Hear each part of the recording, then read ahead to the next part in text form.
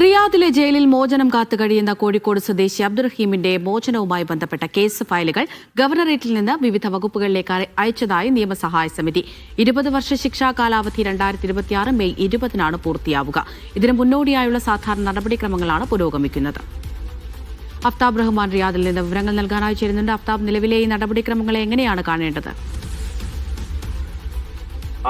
ഈ കേസുമായി ബന്ധപ്പെട്ട് റഹീമിന്റെ മോചനത്തിലേക്ക് ഇനി ഏതാണ്ട് 1 വർഷത്തിന് താഴെ മാത്രമാണ് ബാക്കിയുള്ളത്. അതായത് അദ്ദേഹത്തിന്റെ ശിക്ഷാ കാലാവധി തീരുവാൻ ഇനി ഇത്ര സമയമേ ബാക്കിയുള്ളൂ. ഇതിന് മുന്നോടിയായിട്ടാണ് റിയാദിലെ ഗവർണറേറ്റ് ഇതുമായി കേസുമായി ബന്ധപ്പെട്ട വിവിധ വകുപ്പുകളിലേക്ക് ഇപ്പോൾ കേസിന്റെ ഫയൽ അയച്ചിരിക്കുന്നത്. ഇതിനകം 19 വർഷത്തിനകം ജയിൽ ശിക്ഷ കോഴിക്കോട് സ്വദേശിയായ അബ്ദുൾ റഹീം ഈ കൊലപാതക കേസുമായി ബന്ധപ്പെട്ട് ജയിലിൽ പൂർത്തിയാക്കിയിട്ടുണ്ട്. നേരത്തെ ദിയാദനം നൽകുകയും ദീർഘകാലത്തെ ജയിൽ ശിക്ഷ അനുഭവിക്കുന്ന സാഹചര്യത്തിൽ ശിക്ഷയിൽ ഇളവ് ലഭിക്കുമെന്ന പ്രതീക്ഷയിലാണ് റിയാദിലെ നിയമസഹായ സമിതി ഉള്ളത്. ഇനി നിയമപ്രകാരമാണെങ്കിൽ ശിക്ഷാ കാലയളവായ 20 വർഷം 2026 മെയ് 20-നാണ് പൂർത്തിയാവുക. ഇതിന് മുന്നോടിയായുള്ള നടപടിക്രമങ്ങൾ പൂർത്തിയാക്കുന്നതിന്റെ ഭാഗമായിട്ടാണ് ഈ ഫയലുകൾ ബന്ധപ്പെട്ട വകുപ്പുകളിലേക്ക് അയച്ചിട്ടുള്ളത്.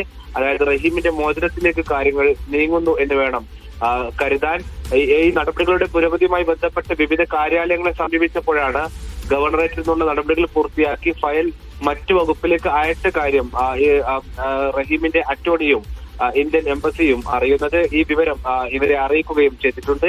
ഏതായിരുന്നാലും വധശിക്ഷ റദ്ദാക്കപ്പെട്ട റഹീമിന് ഇനി ഏതാണ്ട് ഈ ഒരു ശിക്ഷാ കാലാവധി പൂർത്തിയാക്കുന്ന മുറക്ക് പുറത്തിറങ്ങാനാകും. ശരി, അഫ്താബ് റഹ്മാനാണ് വിവരങ്ങൾ നൽകിയത് റിയാദിൽ നിന്ന്.